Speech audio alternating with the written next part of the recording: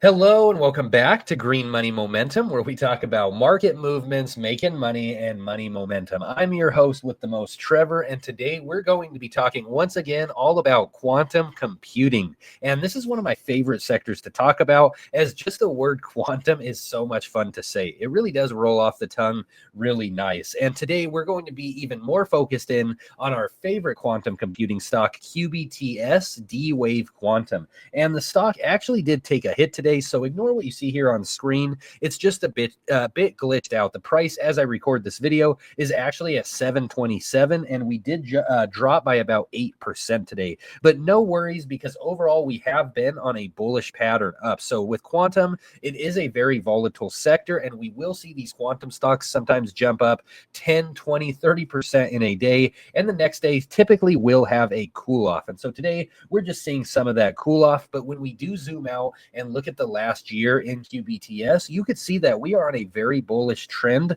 upwards. So this stock has been on this upwards pattern, as this support line shows. And most recently, we did tap off that support level once again. We are also looking strong when we look at the indicators of the MACD and the RSI, showing that we still have some room to jump up. And in general, this is going to be a big week for quantum and for QBTS, as this week we have both the IONQ earnings, and then also we have D-Wave's earnings. So we're going to have IONQ, which is another quantum computing stock. We're going to have their earnings on the after close on Wednesday, and then QBTS is going to be on Thursday. So a pretty big week in general, and we can really see the quantum stocks move this week if IONQ does come out with some positive earnings, which it does look like they should, because when we just look at the pattern growing in IONQ, it does look like revenues are increasing quarter after quarter. So hopefully we see a positive earnings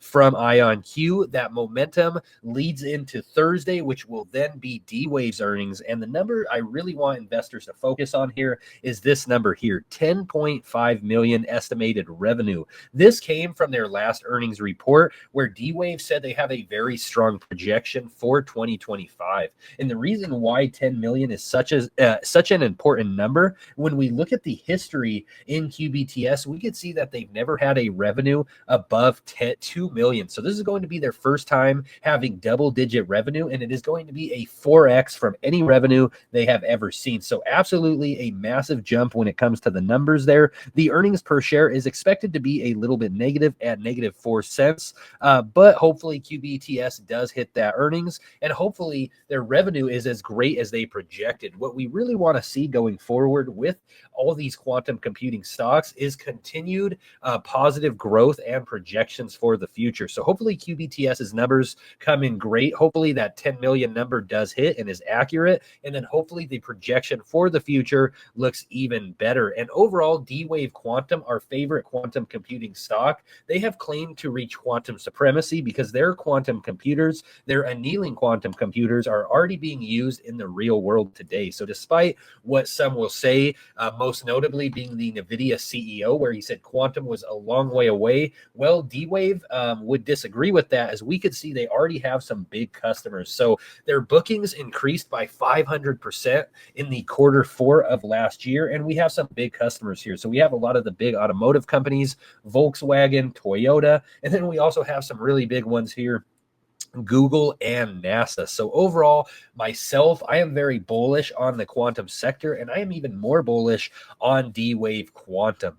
But of course, when looking at stocks in the market, we can't just focus in on our specific stock, but we need to look at the macroeconomic trends and what's happening in the overall market. So the biggest event we have this week will be the FOMC meeting, which is coming this Wednesday. And this is where the Fed will talk about whether they will cut rates or not. So right now, the markets are expecting no change here in May. The next rate cut is expected to be next month.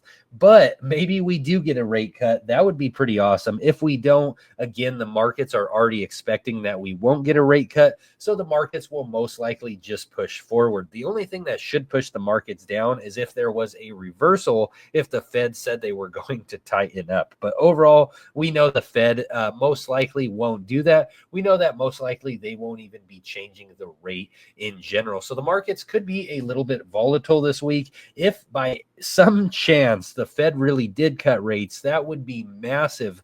This would be talked about the day before QBTS's earnings as well. And with this being such a volatile stock, this could really move if there was a cut by the Feds. But again, I am not expecting that cut this month. We're all expecting it next month. So if things stay on plan and stay on course, that should be what we see. But overall, what we're wanting to see with D-Wave Quantum and IONQ is positive earnings and again a positive projection for the future. When we look at QBTS away from just the bullish trend, we could see that the next major resistance level in this stock would be right around $8.15. So if we see that, that would be a positive, and that could be a good indication that we will continue to see the bullish momentum in QBTS. Overall, when we do look at the retractions in QBTS too, we also did have those two massive spikes up before we did see 40+% retraction. And so right now